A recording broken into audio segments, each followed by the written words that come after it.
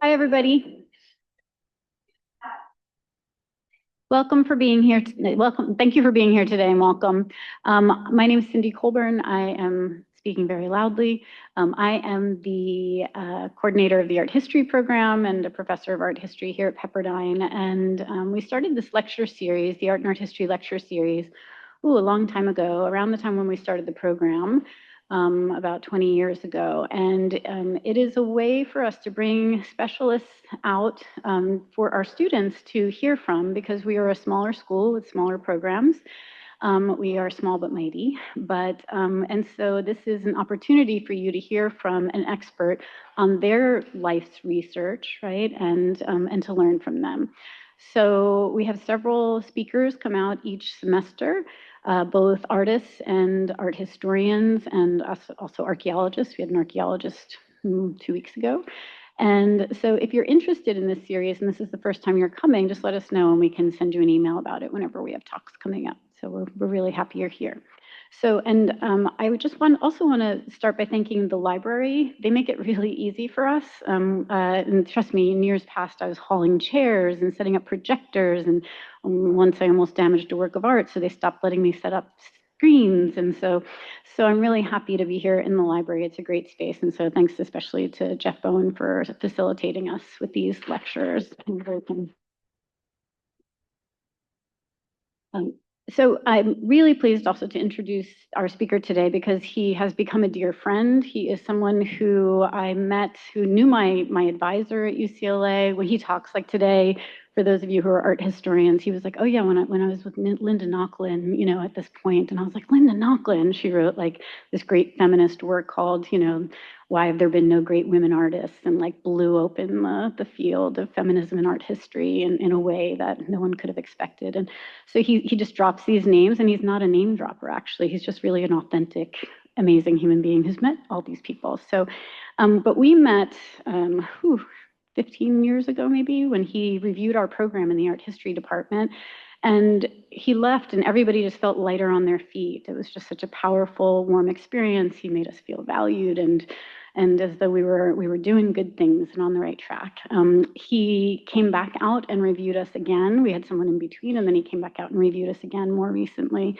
And again, everybody, the students were like, I love him. He's wonderful, so kind, so empathetic. And so we're really grateful to have him here. And he's a top-notch scholar. So his name is George Gorse. He received his undergraduate degree as BA at Johns Hopkins University and his PhD at Brown University. He is the Viola Horton Professor of Art History at Pomona College. He has just on the other side of the city. He has published on medieval and Renaissance Genoa, the Villa Doria in Renaissance Genoa, French and Habsburg triumphal entries into 16th century Genoa, the portraits and artistic patronage of Admiral Andrea Doria, the Strada Nuova as a theater for old and new noble families in Renaissance Genoa, and most recently, the Virgin Mary as Queen of Genoa in 1637. Like me, he is an Italophile. He loves Genoa, he loves Italy, and we get to geek out about that a little bit. So I'm really happy to have him today here to talk to us about his research. He's been on sabbatical, and so we're going to get to learn a little bit about the research he's doing for his current project. So please join me in welcoming George Gorse.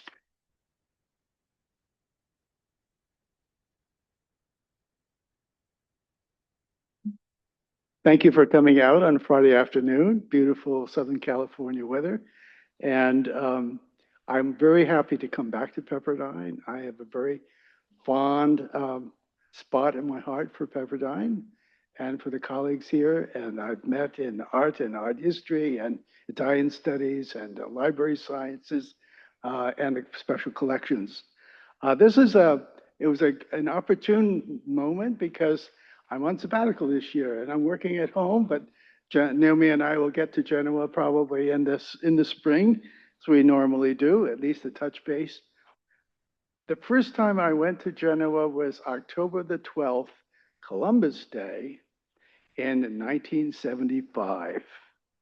And I purposely got on a flight from Boston to Milano, took the train to Genoa on Columbus Day, coming from Brown, with my dissertation topic on Genoa, and not knowing the city, but immediately recognizing it's a port city like Baltimore, where I went to undergraduate.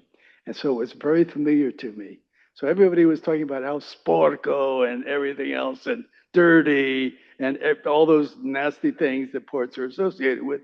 But for me, it was like a home. And it was cleaner than Baltimore, and it had more history than Baltimore. And it was something I felt very natural getting into. And I came away from that 1975 experience thinking, I'm going to work on this city. And this is, I've got a couple messages for you students. I'm so happy so many of you are here. One is, and there are themes you've heard before, discovery. When I went to undergraduate school at Johns Hopkins, I thought I was going to be in international relations and international politics. I discovered art history. I didn't even know art history existed my junior year because my roommate, Peter, said, let's take an art history course together and study together. I discovered art history. Then I went to Brown University and discovered Perino del Vaga, an artist who worked in Genoa for 10 years in the 16th century, a Mannerist, early Mannerist artist. And then I discovered Genoa, and that was because of my graduate advisor, Catherine Wilkinson Zerner at Brown University. And I've been working on it now for 50 years. And this is kind of an overview of my work. And so I was really pleased this summer to write this. And so it's one of those talks I've written. And I always find written talks a little bit awkward to present. I'd rather just go boom, like this. But I'll read it, and if you have any questions, let me know. And it'll be slow enough. It's got a lot of material in it because I'm an art historian who thinks in a very historical way. Interdisciplinary studies, and this is one thing, art history can take you everywhere. All kinds of disciplines, all kinds of places. And I always say to my students, if you're a professional, just keep your receipts. They're all tax deductible. It'll work. So here it is.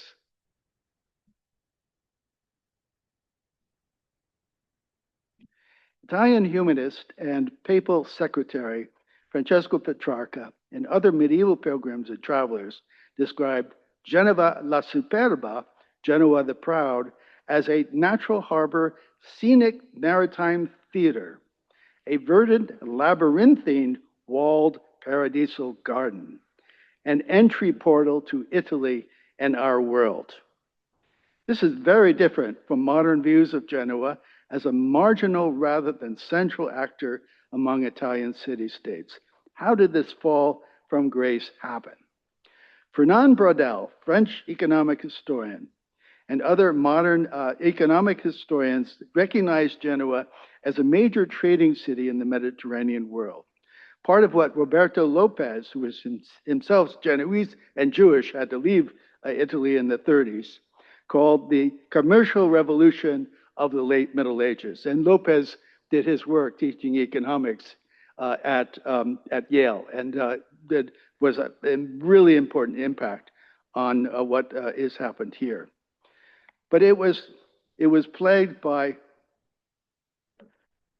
literally, by the Black Plague in 1348 that arrived in Europe on Genoese ships from the Black Sea, the silk and spice routes from Asia, outlined by a larger economic history of Janet Abelugod and endemic internal factional family factionalism, resulting in weak communal government and foreign domination by neighboring duchies of Milan, France, and Spain during the 15th, into the Italian wars between France and Spanish Habsburg Empire after 1494, what Machiavelli called the crisis of the Italian Renaissance. And one thing over the last 40, 50 years is keep your mind open to new fields of study. And Janet Abelugod is one of those economic historians who wants the wider frame. And so I thought I was doing Bernald's kind of study of Genoa and the Mediterranean, but here's the larger silk and spice route context, which is so important. these new perspectives that come in. I've seen 3 or 4 revolutions during my career. Keep your mind to each and every one of them, read them, and learn from them and revise your work.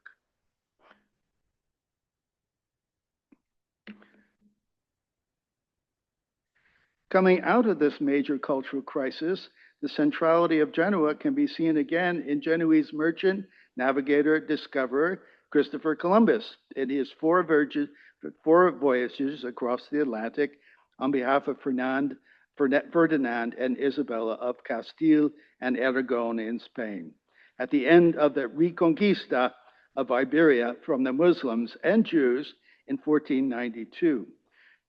To find a direct passage bypassing Muslim caravan and sea routes to the sources of the luxury trade in China and South Asia, linking old and new worlds, the origins of early modern globalization and European colonization, and what Stuart Hall called the creation of the West and the Rest, and Paul Gilroy's Black Atlantic, referred to as the fundamental West African slave trade and interrelated Native American colonial histories, outlined by Eric Wolf in his monumental Europe and the People Without History. Keep reading as you go through, and your frames of reference expand through time. This paper considers the transformation of this medieval labyrinthine maritime theater from the age of Columbus into a Renaissance perspective urban space during the 16th century, with Admiral Andrea Doria's Genoese Republic of 1528 that liberated his native city from foreign occupation as an independent aristocratic republic allied to the Spanish Habsburg Empire of Charles V. Genoese military captains and financiers of the Spanish Empire in what's been called Il Secolo d'Oro Genovese, the golden century of Genoa and of Spain, a play on Andrea Doria's name, Doria and Golden Age, Doria and Doro. This can be seen in the Renaissance perspective bird's eye views of Genoa from the late 15th century and that of 1616 on left and right, in the development from a Lombard Gothic city of black and white marble and open porticos to a Roman Renaissance classical revival city in architecture and social urban and axial urbanism with closed portals after 1528. Literally, a city of portici to a city of portali.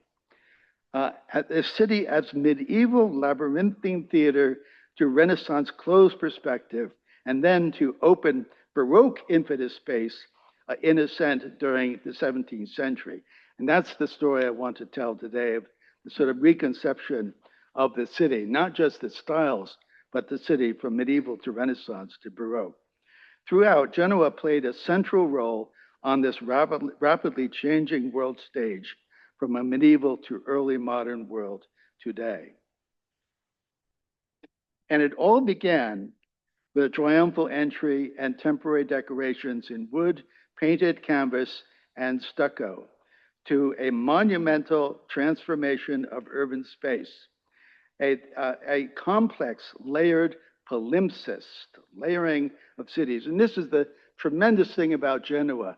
It has a still existing medieval core and Renaissance streets and Baroque streets, and then a modern boulevard city.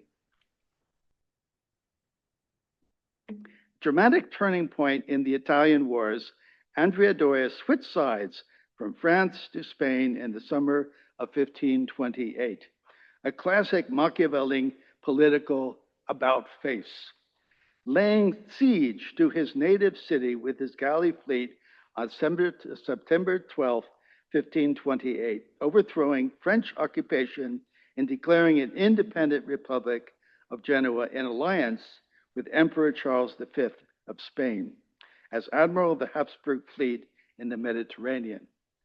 On August the 12th, 1529, Doria entered Genoa in Roman triumph by sea from Barcelona with Charles V and his court entourage.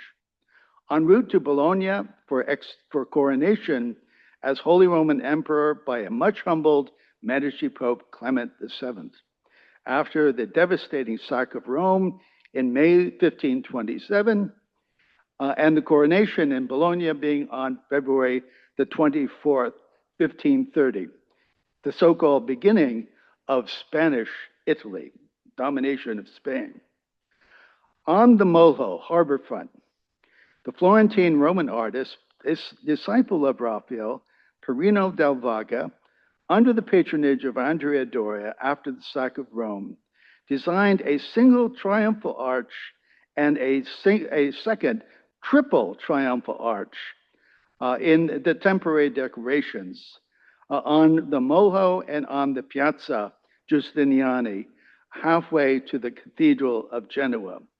The sequence of single to triple arches you see in a drawing by Perino in the lower right in Berlin, the Kupferstick cabinet of Berlin.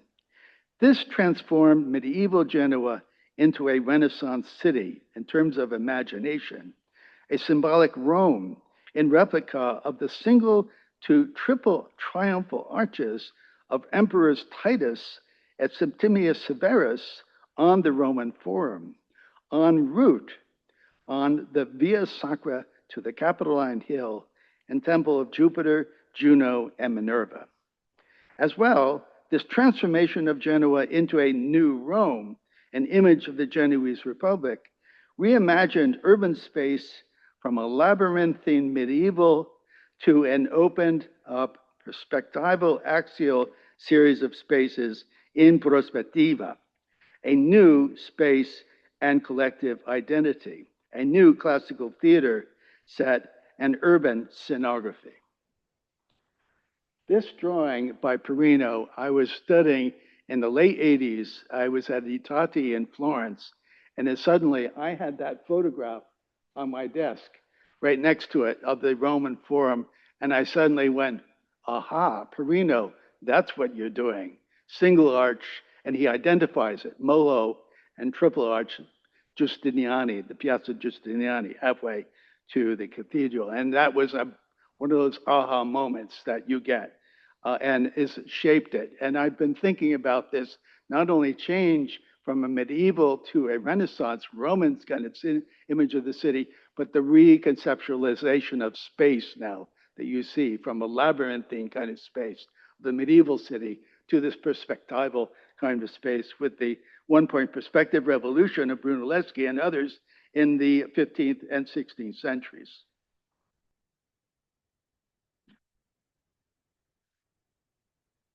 With this Roman triumph, Andrea Doria transformed a medieval trading faubourg, a trading suburb outside the western city gates of San Tommaso, into a Renaissance classical sea villa from 1528 to 1547 at the harbor entrance, controlling access with his galley fleets in front, inspired by Bramante's Belvedere Belvedere courtyard in Rome and Medici axial gardens in Florence. And here you see a painting by Perino from his later period in the lower left of the Belvedere courtyard in Rome, imagined as a classical city. And again, it's sort of influenced by his earlier Genoese period working at the Villa Doria. And on the right, you see an example of the Italian axial gardens that were being influenced, on the Villa Doria as well.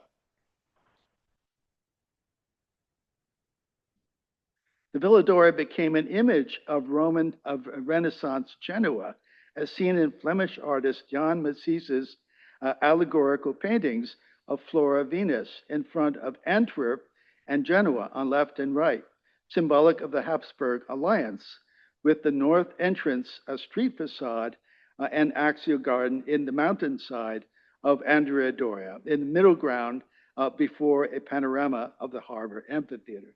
And here, Jan Massis has a wonderful painting of him and the Susanna and the Elders in the Norton Simon Museum. Spectacular example of his work. And here you see his view of Antwerp and of Genoa here with the Flora Venus theme. And the garden is right here in the background. You see the 16th century garden, the axial garden, and the north facade of the Villa Doria, and then the panorama of the city. That's really important. This painting on the right is in Stockholm, the Kunst in the National Museum at Stockholm.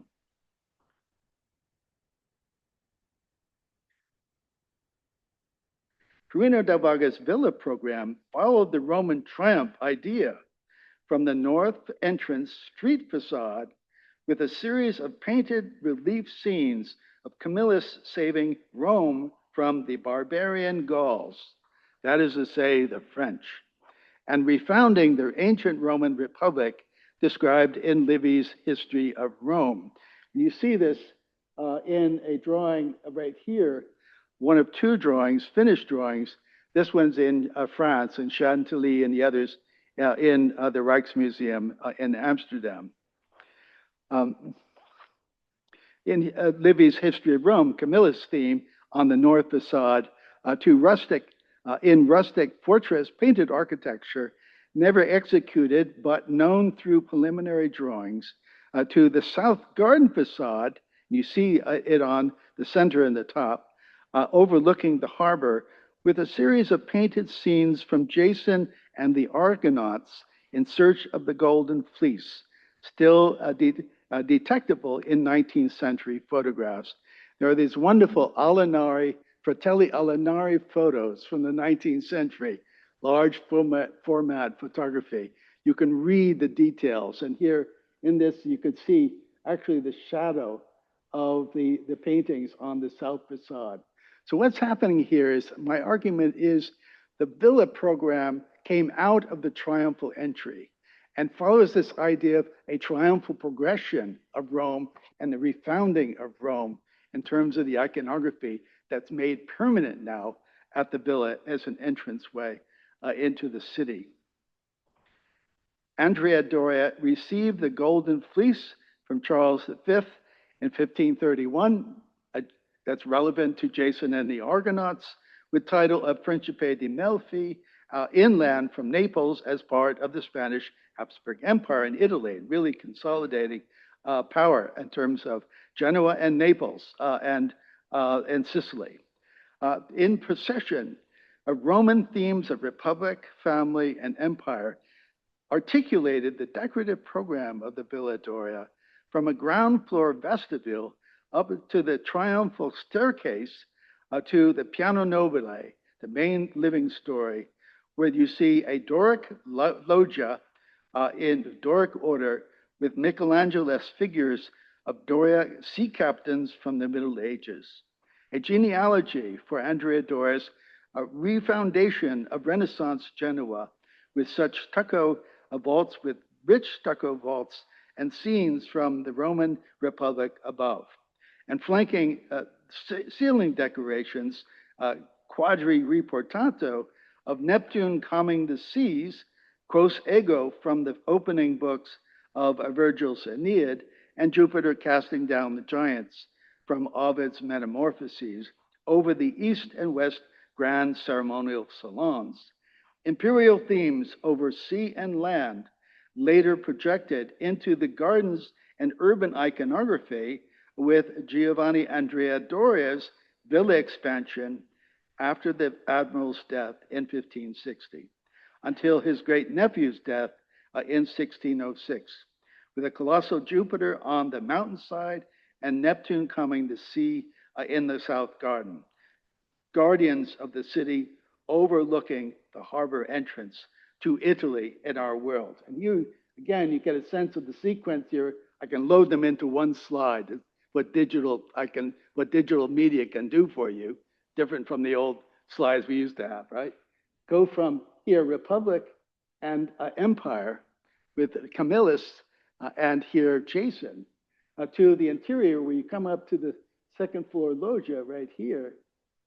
And here are all the, then the Doria admirals from the Middle Ages here, seated around the space, like you're in the Sistine Chapel, but up close, all around you, with on one grand salon, Jupiter casting down the giants, which is one of the great works of early Mannerism by Perino, and on the other grand salon, Neptune calming the seas, which unfortunately was painted in an experimental oil-based fresco that deteriorated by the end of the 16th century and was replaced in the 19th century by a perspective painting. They actually are going to restore the perspective painting now in Genoa, but we know that through the compositional drawings for it. Neptune and Jupiter.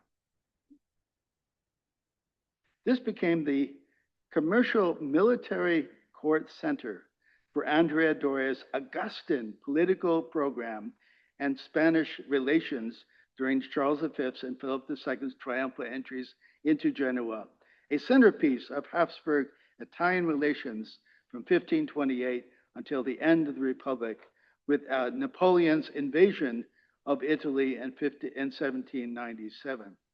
The Villa Doria became the model for the refoundation of Rome, of Renaissance Rome, a Roman triumphal entry, and seaside villa changed literally a Roman triumphal entry and seaside villa changed a city similar to the Boboli Gardens in relation to Medici Florence. And this is really, again, a remarkable example of how a style is an ideology.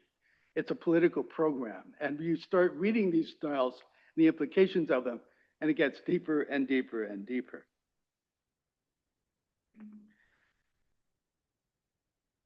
This creation of ancient Roman maritime portico villas, I think I want this slide. This recreation of ancient Roman maritime portico villas, image of a mare nostrum, our sea, as the Roman called it, became a hallmark of the Genoese aristocratic maritime republic on the Grand Tour for Grand Tour travelers from the 16th century to today.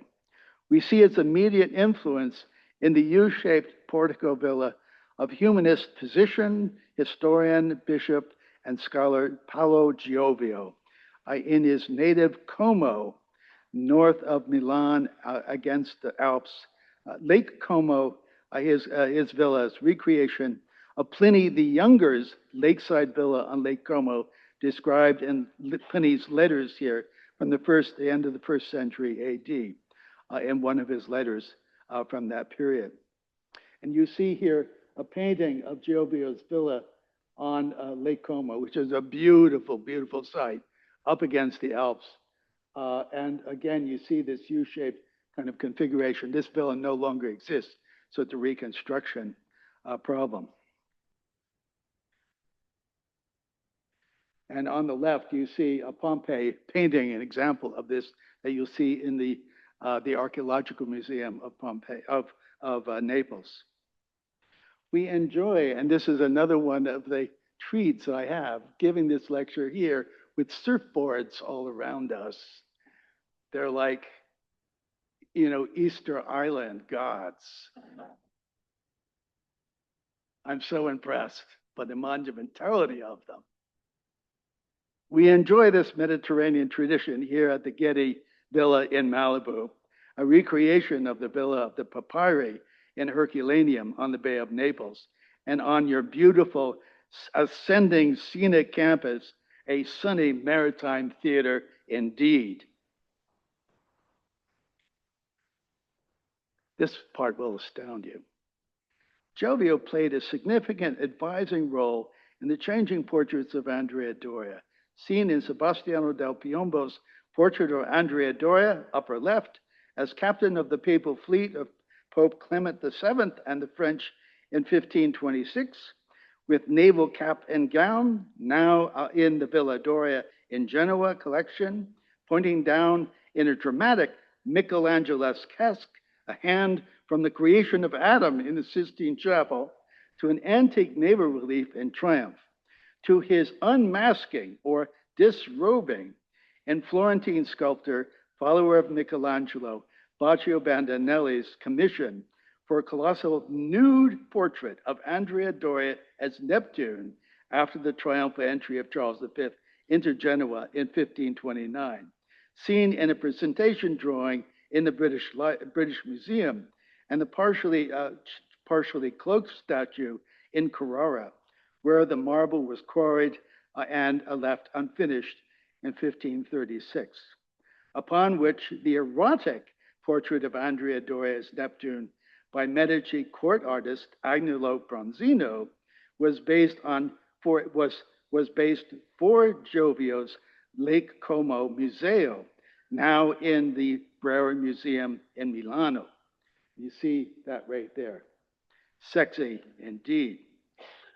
This followed a tradition of godlike Hellenistic nude princely portraits and Poseidon Neptune iconography from antiquity to the Renaissance and even modern times, where Antonio Canova's nude portrait of Napoleon as Mars the Peacemaker stands in the Brera courtyard, an art school in Milano, celebrating his conquest and pacification of Italy in 1797. You see it right here.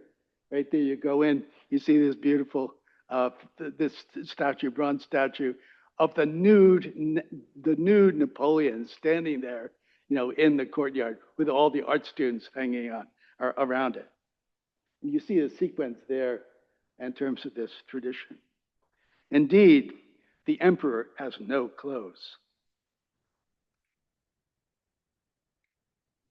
A second stage of the Renaissance development in Genoa came with the arrival of Perugian Roman architect Galeazzo Alessi. From Perugia to Rome to Genoa and Milan, Galeazzo Alessi, to undertake the design and construction of the church of Santa Maria Assunta, the Assumption of the Virgin Mary, in 1548, a replica of Bramante's New St. Peter's in Rome by the Sauli, S-A-U-L-I, old noble papal banking merchant, alum merchant family, cardinal as well, cardinal family with many connections to Rome, high on the hill of Carignano to the southeast, opposite the Villa Doria, overlooking the harbor below. And here, in terms of the plan, the Carignano is right here, this section, where this new church overlooks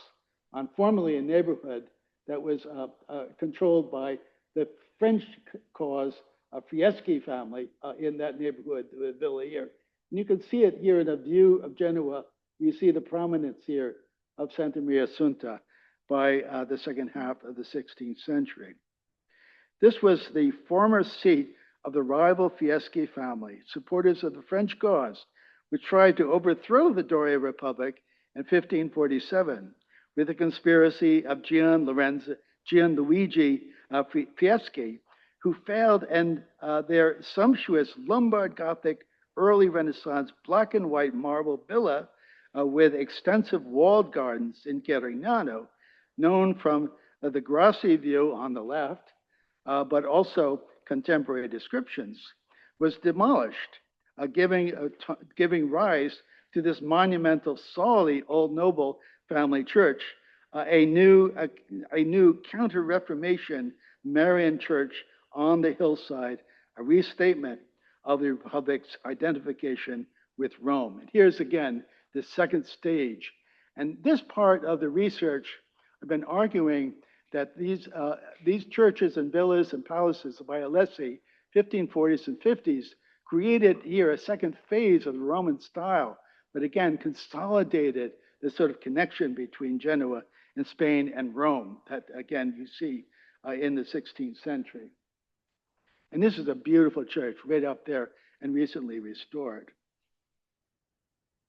I hope I'm giving you a flavor for Genoa. The pesto's great. This church and the Jesuit church of Saints Ambrogio and Andrea, next to the Cathedral of San Lorenzo in Ducal Palace, were published by Peter Paul Rubens in his famous Palazzi di Genova, a large folio architectural model book published by Plantin Press in Antwerp in 1622, as examples of the rich new Genoese Renaissance noble style for northern patrons, part of the Alessian city above the medieval harbor. And here again, you see examples of what Rubens did with these and publishing them in engraved form in his Palazzo di Genova. It really showed and he describes in his introduction how these were an example of a merchant nobility kind of building, again, for other European models. They influence buildings like the mansions you see in Newport, Rhode Island, for instance. And again, some of those, like the Great Breakers and so forth, you see it modeled after particular villas that Rubens published in this book.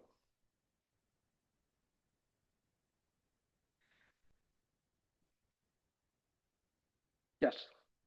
Contemporary with the Soli Church of Santa Maria Assunta on Carignano Hill, Cardinal Archbishop Girolamo Soli commissioned Alessi to redesign the coming of the crossing of the medieval Cathedral of San Lorenzo in the urban center, with an Ionic Tempietto, small temple-like, contrasting with the Lombard Gothic early Renaissance campanile. And you see here the exterior of the crossing here in contrast to the earlier style, which is dated on that earlier campanile to 1522 on the outside, and a Pantheon-inspired coffered dome and Augustan Corinthian order crossing with richly decorated choir on the inside, creating a dramatic processional sequence in triumph from the darkness and mystery of the medieval Gothic black and white marble nave of San Lorenzo, its arcades, into the light of the Roman classical style crossing and festive clear setting created by Alessi for the Genoese Republic and the rebuilding here of the crossing. A connection and juxtaposition of the medieval and Renaissance city. And here, one of the beauties of this is when you're in San Lorenzo, and here you see a view of San Lorenzo, you're literally sitting in a medieval nave from the 13th, 14th century and looking into the light of a classical revival 16th century crossing. Really astounding. Triumphal. Triumphal Genoa. It's always this kind of idea of this idea of the politics of the city. It's all there in microcosm. And out of the side chapel of St. John the Baptist, and the side chapel is right here on the left-hand side of the nave.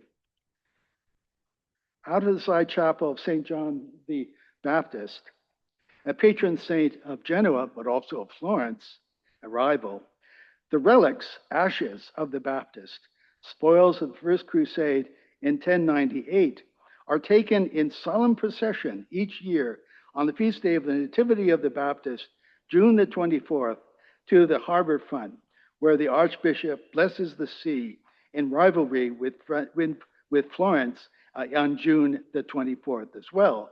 And Venice, its dogal blessing of the sea and marriage to the sea on Ascension Day, 40 days after Easter. And here, again, you see these processions. And I've seen 3 of them now in my lifetime. So that's really cool if you're there around Florence or Genoa around June the 24th. Experience the Battista Day. It's really a special thing. And here we got our current bishop here, our current bishop here blessing the sea. It's a rite of reconnection to the sea. Gender studies all the way. You can take all this stuff through gender studies.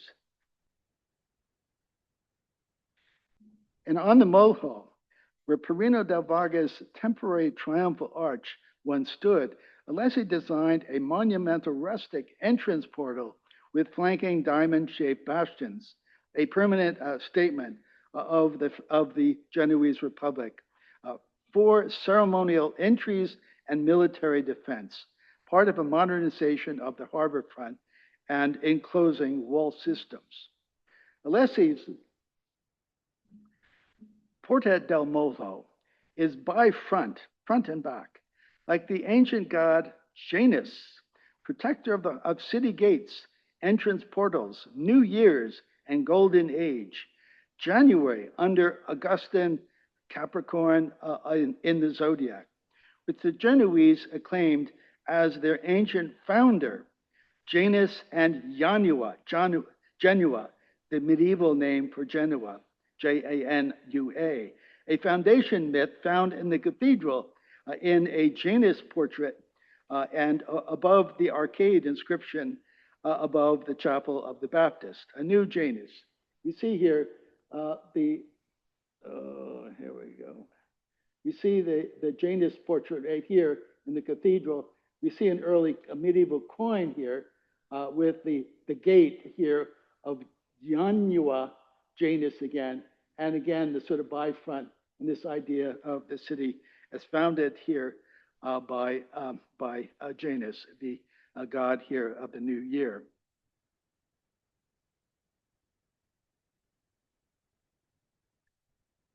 On one side, Porta del Molo projects outward in defense in dynamic sculptural conclave form with rustic fortress entry and dedicatory inscription with corner bastions for mounted cannons, while the inside is more refined and planar in Doric order, the single to triple arch sequence reproducing Perino del Varga's sequence of single to triple arch on the Roman Forum for the imperial triumphal entry of August 1529. That is a refounding of the Republic. By the way,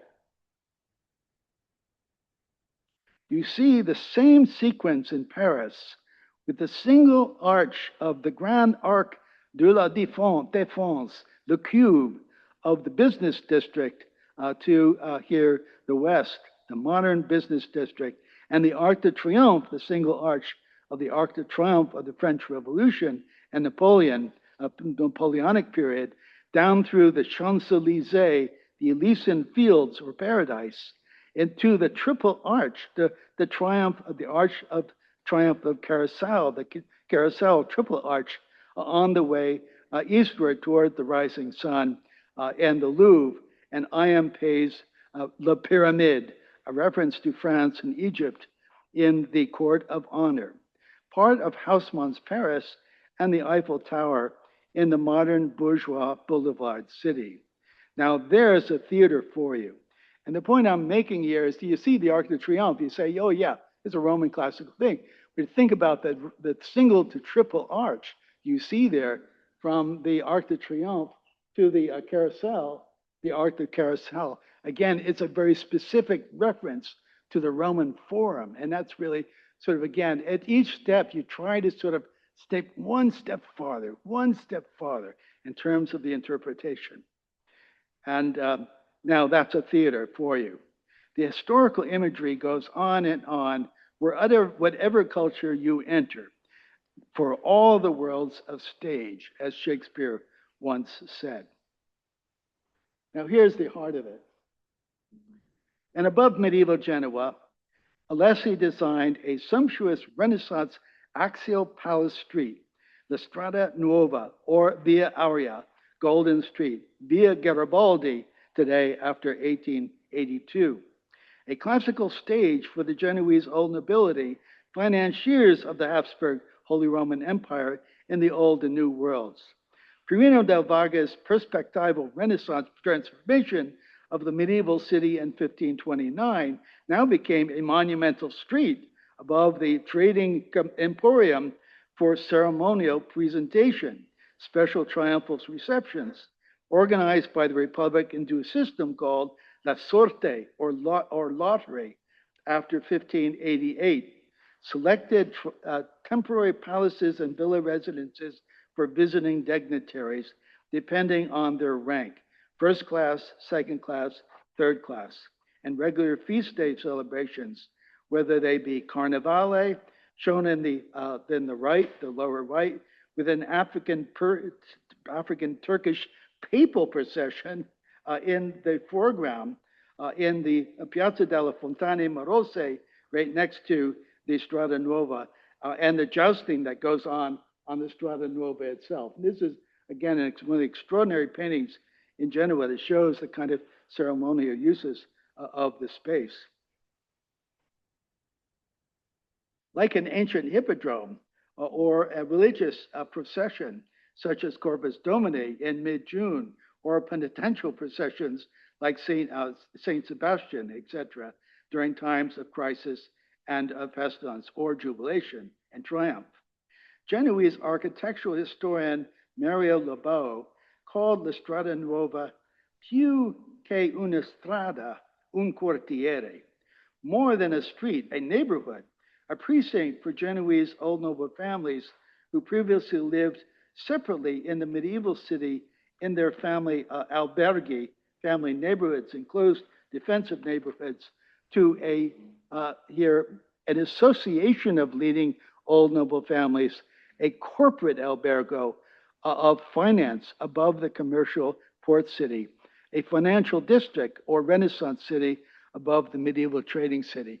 And this is, again, the fascinating part about this, is you have a trading city below in this labyrinthine medieval city, and this financial kind of class that are the financiers of the Spanish Empire in the Old World and the New World that did all this stuff here with the colonies and with the missions and so forth we see here in California on the edge of this. That's an amazing street to experience. The two spaces are two worlds juxtaposed with each other.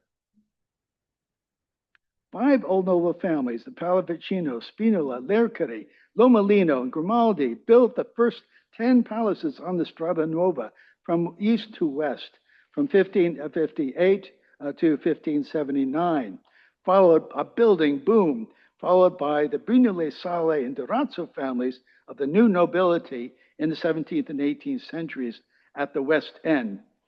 Alessi's Strada Nuova plan followed a Bramantian tradition of axial city planning from Ligurian Pope Julius II della Rovere and the Via Giulia in Rome of circa 1507, part of a series of axial perspectives connecting major pilgrimage churches and quarters of the Eternal City. You see a plan of again, the Bramantian city here in the lower left around the medieval core. Yet, the Strada Nuova in Genoa was closed at the west end with a garden wall and grotto fountain. This vanishing point of the urban perspective, a closed linear piazza of family association rather than a transit street of urban communication. This in turn followed a classical tradition of ideal cities and the concept of the city as a theater from Greek and Roman cities and Roman architect and military engineer to Julius II, to Julius Caesar and Octavian Augustus. Vitruvius's 10 books on architecture, De Architectura, of circa 20 BCE. In book 5, where he describes the tragic, the comic, and the pastoral theater sets. These were published in Serlio's second book on architecture in 1545. In Renaissance, one-point perspective, where the tragic theater set represented an Aristotelian poetics unity of place, time, and action in consistent canonical classical style for serious moral action by great personages, while the comic is fractured in quote-unquote barbaric, Gothic, and uncanonical classical elements for humorous, ironic action and pastoral Arcadian and an Arcadian pastoral Arcadian mode for rustic peasants and satyrs for the satirical in terms of the third pastoral. A class system in mimesis, imitation of nature, to identify with these actions. here perfected and leading to a catharsis of emotion for pleasure in interaction and instruction at the end. We see this in the famous Urbino panel from the Walters Art Gallery in Baltimore, from the Humanist Court of Federico da Montefeltro and Andrea Palladio's Teatro Olimpico in Vicenza. Representation of the Strada Nuova in Genoa consistently within the actual street, let's see, consistently widens the actual street to emphasize the theater aspect of the display, as seen here in views from the 16th and 17th century of the new La Superba here as a classical theater here of presentation on the Strada Nuova or Via Aurea for Grand Tour travelers. This image or this stage continued inside the Strada Nuova palaces in procession from monumental facades and entrance portals with family coats of arms to vestibules, courtyards, and staircases ascending through the palace in perspective. Settings here for the rich Genoese noble families here represented in their grand salons and private quarters, as seen in the famous portraits of Rubens and his illustrious student, Anthony van Dyck, or later versions by Gainsborough and Reynolds of English aristocratic families, seen here at the Huntington in San Marino. These families commissioned suburban villas as well on the mountain sides, overlooking the city and sea, as seen in Alessi's villas for the Giustiniani family in Albaro on the east of the city, side of the city, and the Grimaldi Soli family in Bisagno here as well, that you see in the lower left and lower right and lower center screens. And here the Pallavicino family in Multedo to the north of the Strada Nuova outside the city walls, here that you see in another one of these views.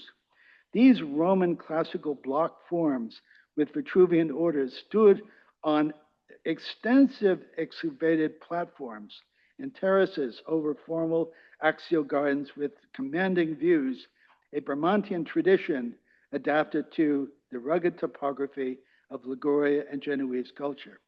English traveler John Evelyn described the sense in 1644 during his grand tour. And I'll finish this talk about a page or two early, but a great quote. It really summarizes it because we're really at the end of our time. Quote, this is what John Evelyn says in 1644. The city is built in the hollow or bosom of a mountain whose ascent is very steep, high, and rocky, so that from the lantern and mole to the hill, it represents the shape of a theater. The streets and buildings so arranged one above another, as our seats are in playhouses, but from their materials, beauty, and structure, ever was an artificial scene more beautiful to the eye, nor in my place for the size of it, and so full of well-designed and stately palaces as may be easily concluded by that rare book in large folio, which the great virtuoso and painter Paul Rubens has published, that is to say, the Palazzo di Genova of Antwerp 1622, although it contains a description of only one street and 2 or 3 churches.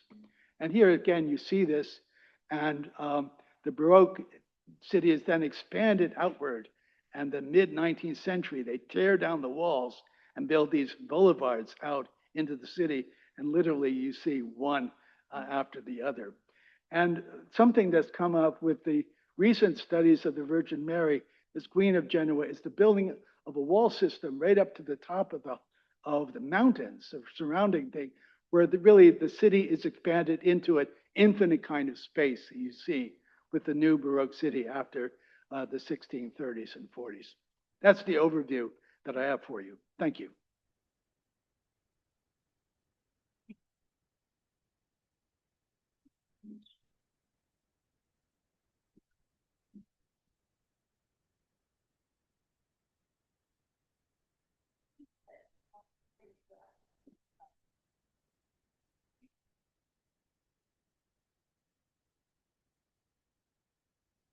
It's a remarkable city. And again, it's one of those things that participated in a discussion this past fall of intercultural studies, global studies. This is so important for this generation, global studies.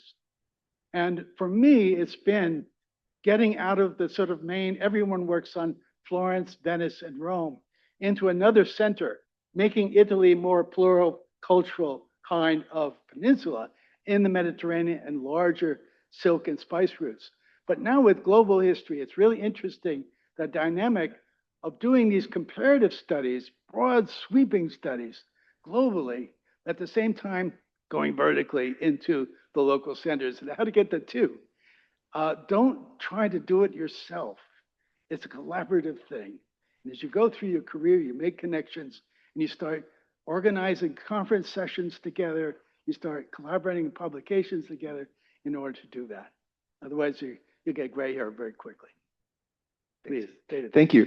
Really spectacular presentation, kaleidoscopic. I'm just curious, does Doria attempt at any point to transpose any of these urbanization principles in some of the islands? So I'm reading right now a number of Ottoman chronicles, and they talk about Doria all the time in Ottoman Turkish. I mean, they even use him, even when in defeat, they use him as the archetypal rival. And so I know that he had a great influence on a number of the islands in the Mediterranean. Is there any attempt to establish points of this kind of theatrical view?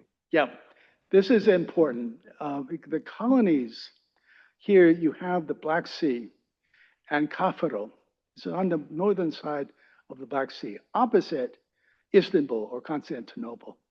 And that was the right eye of Genoa, as it was called. And it was a really important center. In the 11th and 12th century on through the 15th century. And of course, in the 15th century, 1452, Constantinople falls. Then you get in a situation where the Genoese have to negotiate more with the Ottoman Empire. And here, a really important part of this is the Ottoman Empire, Suleiman the Great, Mehmed II in the second half of the 15th century, and Suleiman the Great in the 16th century. The negotiations that Venice and Genoa had to do with the Ottoman Empire now, it was developing this fleet. So there are certain centers, you see it in the Caffro area, but also in Chios. Chios is one of those islands in the Eastern Mediterranean that was important for alum, but also important for silk and for other Eastern trade. And Chios was a city where you can see, I've never been to Chios, I've not been to these islands, where you can see there are photographs of the Genoese palaces. There's always a church to John the Baptist. There's always a church to St. George. Another reason why I love Genoa, St. George. Killing the dragons. And you see, along with the church, you'll see a colonial palace and a loggia and a quarter, again, for a neighborhood where these merchants are. So you see this coming in. And this generation of, again, there are several of these publications on Genoa and the Mediterranean world. It was published in 2006, when Genoa was the cultural capital of Europe, Genoa and the Mediterranean. And there's a new book by a Polish scholar, economic historian, on the colonies of the Black Sea that really talk about the Genoese presence in the Black Sea. And this is a book that's just come out with Brill, and that is, again, a book I can send you the reference to this, David, that I just read this past autumn. And this, again, is a book that I've had a chance to really sort of read and think about, because there's so much great detail and beautiful photographs this Polish scholar has done. And it's translated into English. So we have access to it. These are highly contested spaces. Crimea is Russian territory now, and we're in the Crimean district. So these are spaces hard to get to. But for scholars that come from that region, and Russian scholars as well, but also here in this case, a Polish scholar, the economic historians really sort of set the stage for the historians and here the art historians coming in and studying this. And this follows right through. There's some really good books, 2 or 3 of them, on Venice and Crete, for instance. When you go into the harbor in Crete, you see that fortress up there, and you say, "That's a Venetian fortress right there." You know, again, you can see the presence of this colonial establishment, their colonial history, all threatened in the 16th century. And so Doria spent his entire career fighting Barbarossa and the great Barbary Coast and Ottoman admirals throughout his career. He didn't get the best of it in a lot of cases. I mean, it's a powerful presence. And Venice is in crisis, you know, after the 1450s about whether to invest more in their fleet to retake Constantinople and the colonies that they had there, or else to move west, you know, or the central part of the Mediterranean. And again, this really posed a lot of, so it's it's a period of crisis in a lot of ways. But here again, there's a wonderful historian at Oxford, John Eliot, who did the histories of Spain and so forth. He was such a great historian. And one of the privileges I've had of coming out of the 60s and 70s to today, getting to know many of these scholars, you know, I knew Linda Nochlin when she taught at Vassar and had red hair. I had a girlfriend at Vassar, Maura Keogh, who was an art history major, and I would sit in the back and watch Nochlin conduct her classes for 2 years in 1970, 71 with red hair. I mean, and the point I want to get to is there's recently an interview that John Eliot did before his death. He just died last year. Wonderful, generous scholar. I got to know him in the late 80s. And he said, you know, if there's one thing I wish I did was study Ottoman history. Study Ottoman history. Because again, with all the things you get from a scholar like John Eliot on Spain and the Empire of Spain, you don't understand the interaction that's going on here with the Ottoman world and the amazing field of Islamic studies, which is astounding. And I was chair of the art history department at Pomona. We did 2 searches for Islamicists in this past decade. And I learned so much from those searches of reading and trying to get myself in gear with what I need to know about these histories and how they interface. We've gone through this European-centric kind of history, centric to an intercultural history, frames of reference, going from here to there, and beyond. And we have a book called Reframing the Renaissance. 1996, I believe, was published. Reframing the Renaissance, which is on the global Renaissance. And you'll see books now on the global Middle Ages, you know, and it really is, again, as we used to say, mind-boggling, man, mind-boggling. Blow your mind. Okay? Good. Best of luck with your studies.